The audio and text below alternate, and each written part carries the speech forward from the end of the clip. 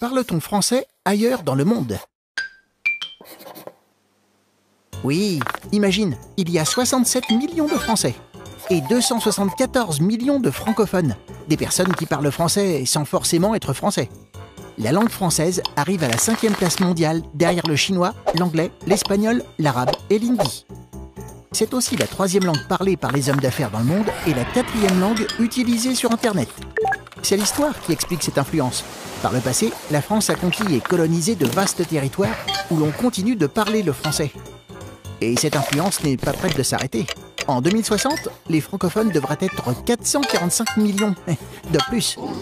La raison de cette progression? L'Afrique. Ce continent abrite aujourd'hui la moitié des francophones.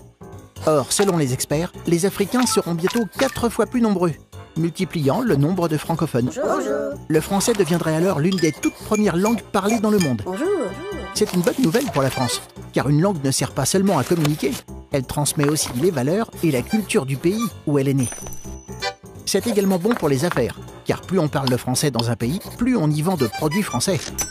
Mais attention à ne pas gâcher cette chance, car le français subit de plus en plus la concurrence d'autres langues.